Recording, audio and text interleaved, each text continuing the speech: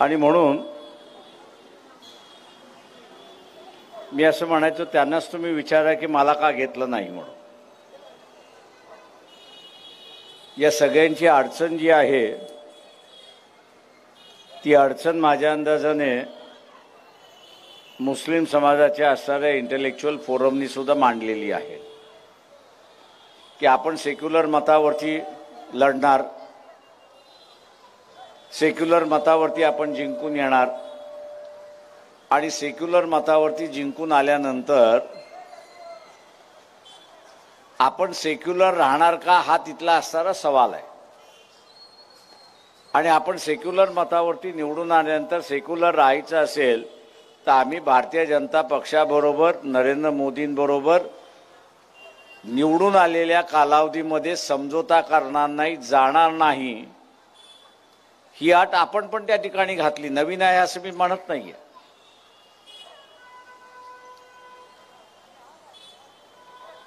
की आम्ही बीजेपी बरोबर नरेंद्र मोदी बरोबर निवडून आल्यानंतर जाणार नाही, 5 वर्ष आम्ही समझोता करणार नाही, याचं मतदाराला आपण असणारं आश्वासन दिलं पाहिजे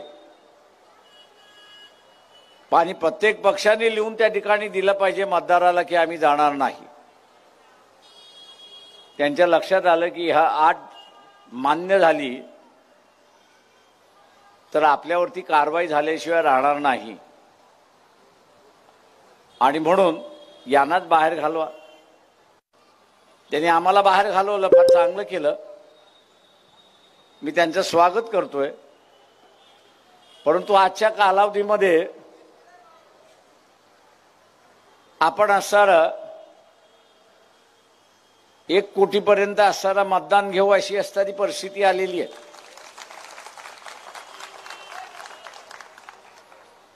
कमीत कमी 3 आमदार 3 खासदार आपण निवडून आणू याची असणारी गॅरंटी आहे मला.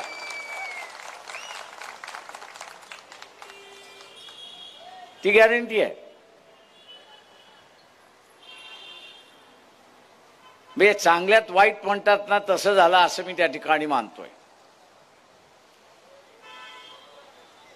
पण इथे असणारं जे आहे की सेक्युलर मतावरती असणारं राजकारण करायचं, त्यांची मतं घ्यायची आणि भारतीय जनता पक्षाबरोबर बसायचं, हा जो दुगलपणा आहे तो दुगलपणा होऊ नये म्हणून आपण असणारं ती अट घातली. ती अट आजही मान्य केलेली नाही आणि लिहून देत नाही अशी असणारी परिस्थिती आहे. आणि म्हणून ही सगळ्यात मोठी अट कोणाची असेल तर इथल्या मुस्लिम समाजाची आपण असणारं लक्षात घ्या. मी इथल्या असणाऱ्या मुसलमानांना आवाहन करणार आहे की प्रचार चाललेला आहे. काय प्रचार चाललेला आहे की बीजेपीला आपल्याला असणारं हरवायचं आहे. हरवलं पाहिजे ना, कोण नको म्हणतंय. 544 जागा आहेत ना, 1 नॉमिनेटेड जागा आहे त्याच्यामध्ये. 544 जागेमध्ये 1 जागा नॉमिनेट असते, उरलेल्या हरवण्यासाठी आहेत ना. या 4 जागा आहेत. मुंबईतल्या असणाऱ्या 4 जागा आहेत की त्या इथल्या असणाऱ्या मुस्लिम समाजाचा आणि असणारा एक बौद्ध समाजाचा उमेदवार आहे. उरलेल्या ह्याच्यावरती हरवा. या ठिकाणी जे आहे ते मुस्लिम मतदाराने स्वतःला मतदान दिलं पाहिजे आणि ते दिलं तरच त्याला असणारं त्याची जी तक्रार आहे की आम्हाला असणारं उमेदवारी देत नाही, ती तक्रार कुठेतरी बाहेर जायला अशी असणारी परिस्थिती आहे. तुम्ही याच 4 मतदारसंघामध्ये भारतीय जनता पक्षाला हरवलं पाहिजे. भारतीय जनता पक्षाला हरवलं पाहिजे. हा तुंतुना कशासाठी लावताय? उरलेल्या मतदारसंघामध्ये का तुंतुना लावत नाही? मी असणारा कुठे कुठे असणारा या सगळ्यांची महाराष्ट्रामध्ये जे इलेक्शन झालं, ज्या झालेल्या इलेक्शनमध्ये कुठल्या कुठल्या मतदारसंघामध्ये यांनी मॅच फिक्सिंग केली हे मी सांगू शकतो. रावेर मतदारसंघ आहे, मागितला कोणासाठी उमेदवार कोणाला उभा केला.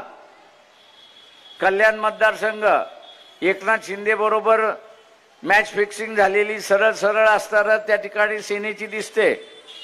बीडमध्ये सुद्धा तीच परिस्थिती त्या ठिकाणी दिसते. अनेक मतदारसंघ आहेत की ज्या अनेक मतदारसंघामध्ये मिलीजुली ज्याला आपण म्हणतो अशी असणारी परिस्थिती आहे आणि उरलेल्या मतदारसंघामध्ये भारतीय जनता पक्षाचा उमेदवार असेल किंवा काँग्रेसचा उमेदवार असेल किंवा एनसीपीचा उमेदवार असेल किंवा असणारा उभाटा सेनेचा उमेदवार असेल, हा कुटुंबातला हे आपण असणारा लक्षात घ्या. काका असेल तर मामा आहे, चुलता असेल तर काका आहे, अशी असणारी उमेदवारी घरामध्येच त्या ठिकाणी दिलेली आहे. आणि म्हणून आम्ही म्हटलं होतं की आम्ही इथे तुमच्या बरोबर आल्यानंतर घराणेशाहीला पाठिंबा देणार नाही आणि तुम्हालाही त्या ठिकाणी आम्ही देऊ देणार नाही. आज असताना तीच परिस्थिती आपल्याला दिसते. महाराष्ट्रामध्ये तीच परिस्थिती आहे. ही मोडून काढल्याशिवाय विकास होणार नाही हे लक्षात घ्या. धारावीचा असणारा विकास असेल किंवा मुंबईतल्या झोपडपट्ट्यांमधला विकास असेल, यांचं धोरण आणि ब्रिटिशांचं धोरण एकच आहे. ब्रिटिशांना कामगार पाहिजे होता, तो मुंबईत आला पाहिजे म्हणून बीडीडी चाळी बांधल्या. यांना पैसे कमवायचे, जमिनी पाहिजेत म्हणून एसआरए काढली आणि असणारा 300-350 स्क्वेअर फूट द्यायला त्या ठिकाणी लागले. अबुल हसन आणि संतोष यांना तुम्ही असणारा जर निवडून दिलं तर मी निश्चितपणे आपल्याला असणारा सांगतो की आमचा जो नियम आहे की एका कुटुंबाला कमीत कमी 500 स्क्वेअर फुटाची जागा लागते, तो नियम आम्ही केल्याशिवाय राहणार नाही.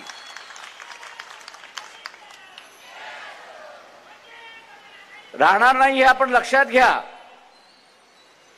आणि म्हणून विकास, मोदी नुसतं नाव वापरतो पण कोणाचा विकास केला हे सांगा. कोणाचा विकास केला?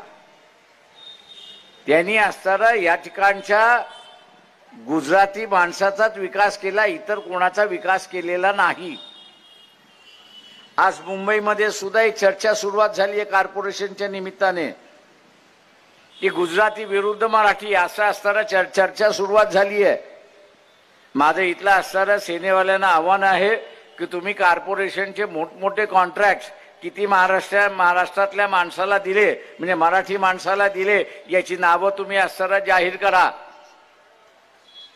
तुम्ही नावं जाहीर करा. हा वाद मी गेले 15 वर्ष बघतोय. कॉर्पोरेशनच्या इलेक्शन आल्या, विधानसभेच्या इलेक्शन आल्या, लोकसभेच्या इलेक्शन आला की मराठी गुजराती असणारा वाद त्या ठिकाणी काढला जातो, फसवल्या जातात, पुन्हा त्याच्यातली असणारी परिस्थिती आहे. या मुंबईमध्ये मराठी माणसाचा टक्का हा फक्त 33% झालेला आहे आणि त्या 33%पैकी 12.5% हा असणारा मागासवर्गीयांचा टक्का, हे आपण असणारा लक्षात ठेवलं पाहिजे. आणि म्हणून मित्रो की इथे एक भाषा सुरुवात झाली की मोदीला हरवायचं असेल तर इतर कोणी लढू नये.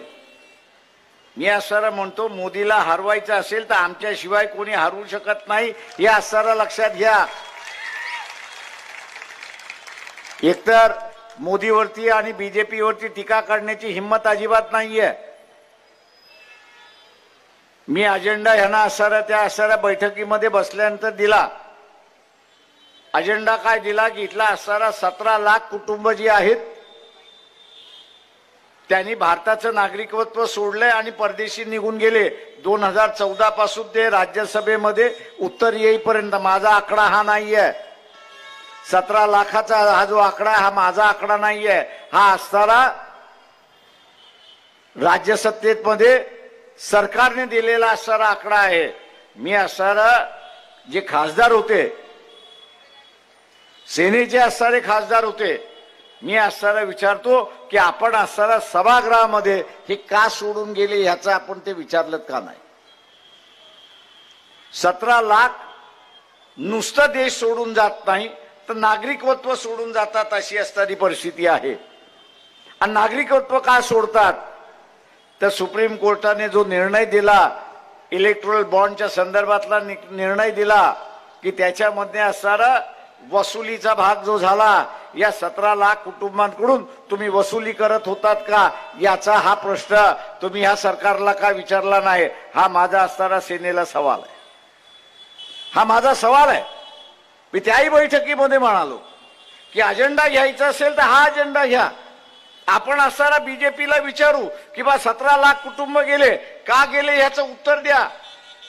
तुम्ही हिंदू राष्ट्र करायला निघालेला आहात आणि इथे असताना हिंदू राष्ट्र करत असताना तुमच्या कारवाया या मुसलमानाच्या विरोधात नाही, तुमच्या कारवाया या ख्रिश्चनांच्या विरोधात नाही, तर या तुमच्या कारवाया ज्या आहेत त्या हिंदूंच्या विरोधात आहे. आणि हे सगळे 17 लाख हिंदू होते की प्रत्येकाची संपत्ती ही कमीत कमी 50 कोटीची होती, अशी परिस्थिती आहे. सरकार म्हणतंय, मी म्हणत नाहीये. तुम्ही मोदीच्या विरोधात आहात ना, भारतीय जनता पक्षाच्या विरोधात आहात ना, मग पब्लिकली का विचारत नाही? पब्लिकली का विचारत नाही की 17 लाख का गेले? आणि मी आज असताना विचारतो या ठिकाणी की बा तुमचं न विचारण्याचं कारण काय? भीती आहे का? भीती असेल तर सांगा की भीती आहे म्हणून. माझं आव्हान आपल्या सगळ्यांना या ठिकाणी राहणार आहे.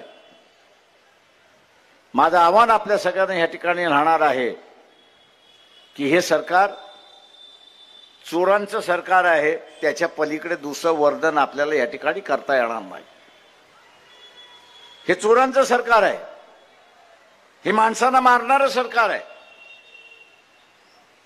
झायडोन नावाची असणारी गुजरातमध्ये कंपनी आहे. ही कंपनी जी आहे रेमडेसिवीर करते. वर्ल्ड हेल्थ ऑर्गनायझेशन जी आहे, जागतिक हेल्थ ऑर्गनायझेशन जी आहे, त्यांनी असणारा रेमडेसिवीर वरती बंदी घातली, पण भारतामध्ये बंदी आली नाही. मोदींनी ती बंदी घातली नाही, बीजेपीने बंदी घातली नाही. का घातली नाही? तर त्यांनी असणारा 18 कोटीचे असणारे बॉन्ड विकत घेतले आणि भारतीय जनता पक्षाला देऊन दिले. भारतीय जनता पक्षाला दिले. बरं, ते औषध बॅन का करण्यात आलं कोविडमध्ये? काय का त्याचे साईड इफेक्ट्स फार मोठ्या प्रमाणात आहेत आणि आता ते साईड इफेक्ट होताना दिसतात आहेत. 18 कोटी दिले आणि रेमडेसिवीर जे आहे भारतामध्ये विकले गेलं आणि ब्लॅक मार्केटमध्ये विकले गेलं, अशी परिस्थिती आहे. मित्रो, सोनिया गांधींनी 2012 मध्ये मोदीला असणारा मौत का सौदागर म्हणून त्या ठिकाणी म्हटलं होतं. मला आता वाटलं की हा पुरावा आल्यानंतर काँग्रेसवाले बोलतील तरी की बा आम्ही मोदींना असणारा जुमला दिला होता की हा मौत का सौदागर आहे. आता हा पुरावा घ्या की रेमडेसिवीर बॅन करण्यात आलं पण भारतामध्ये 18 कोटी डोनेशन भारतीय जनता पक्षाला मिळालं म्हणून त्याची असणारी सुरुवात झाली.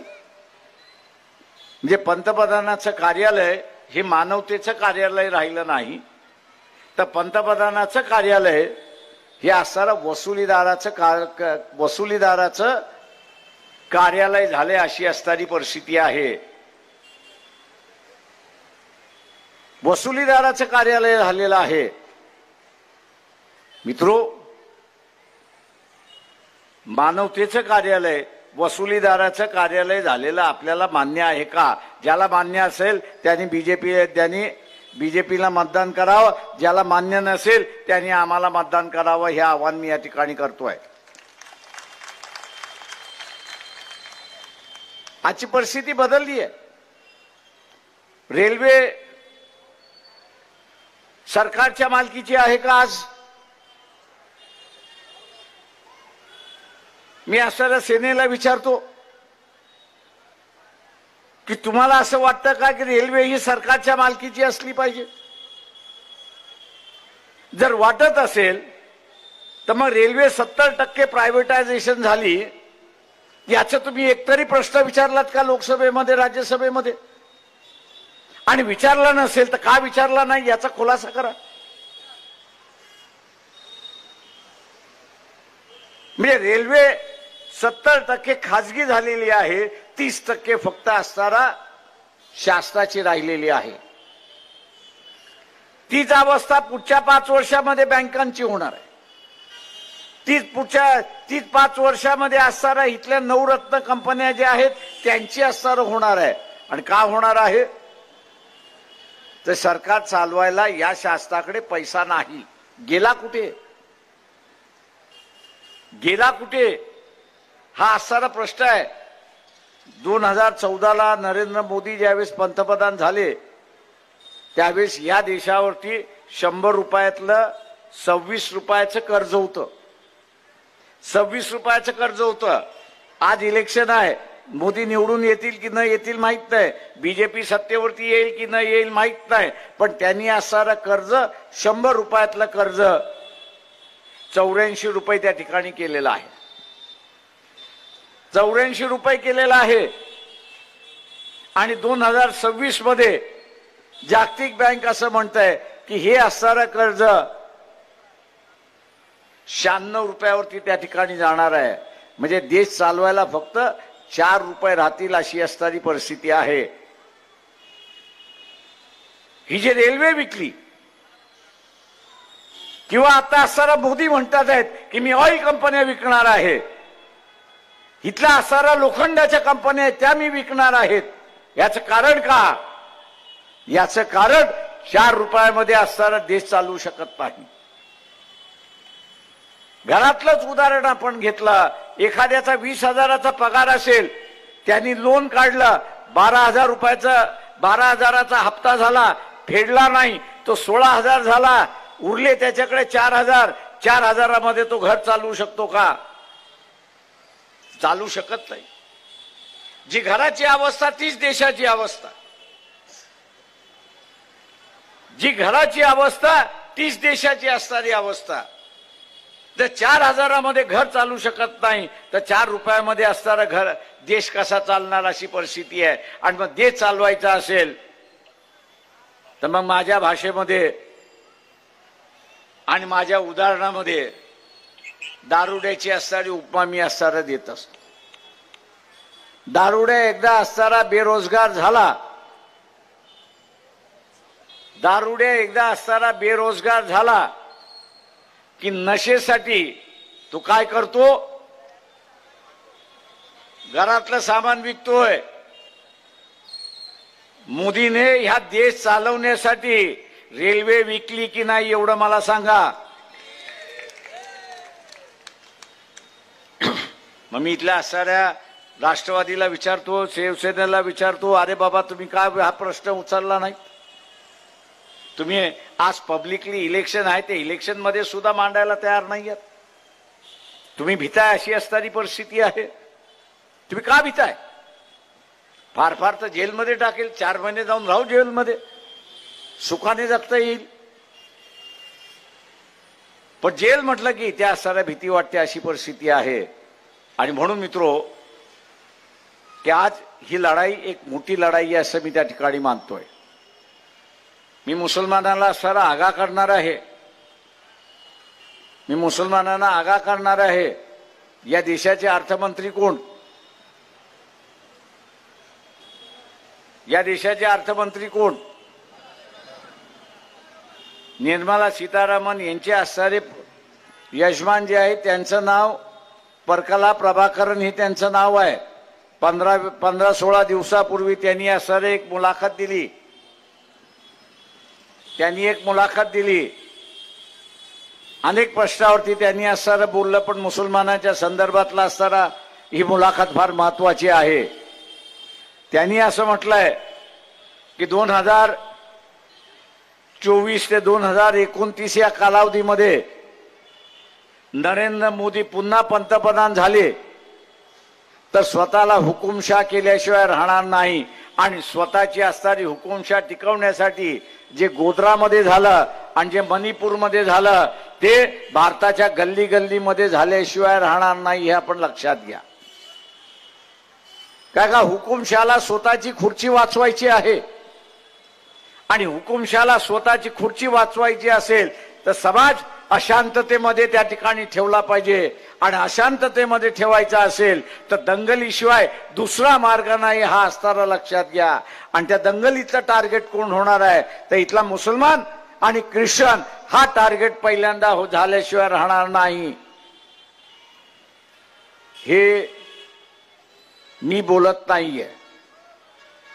या देशाच्या अर्थमंत्री ज्या आहेत निर्मला सीतारामन, त्यांचे असणारे पती परकला प्रभाकरन यांची मुलाखत YouTube वरती आहे, ती आपण ऐका. अशी असणारी परिस्थिती आहे. आणि म्हणून काँग्रेसची एक ॲडव्हर्टाइजमेंट आहे.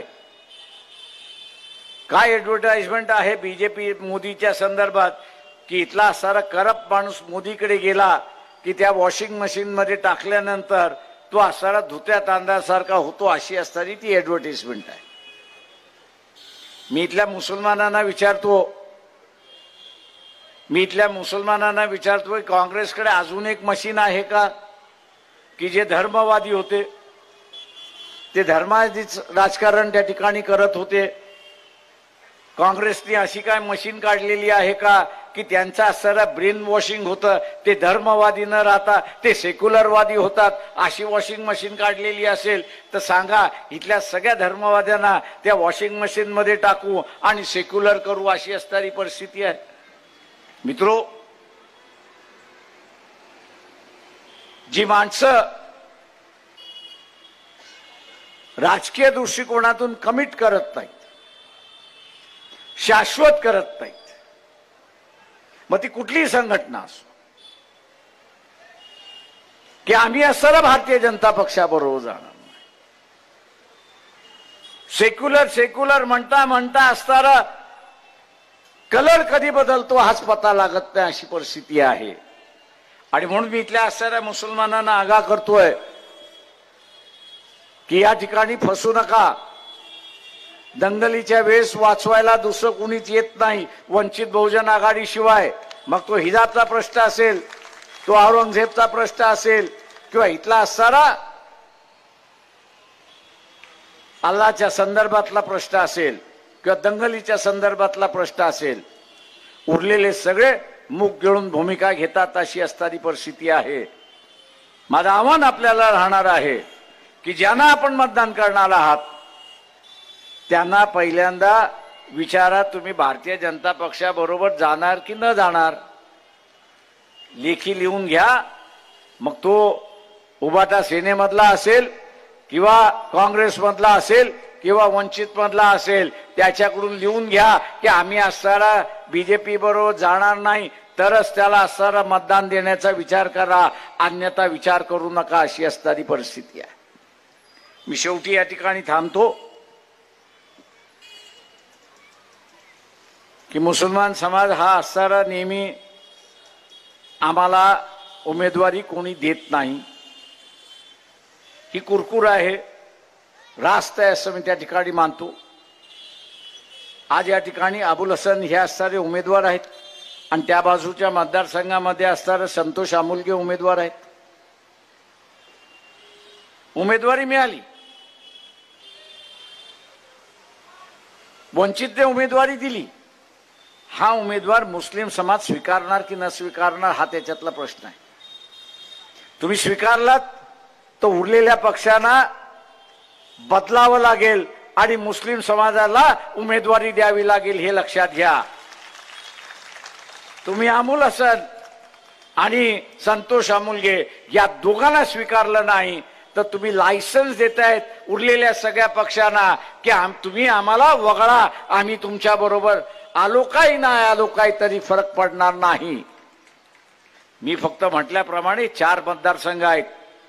मुस्लिम समाजाने हे लक्षात घ्यावं की 4 मतदारसंघामध्ये मायनॉरिटीचे उमेदवार आहेत.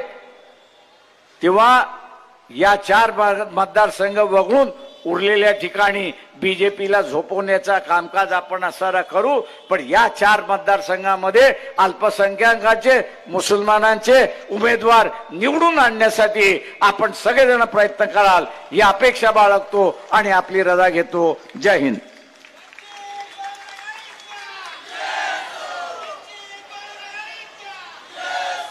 धन्यवाद साहेब.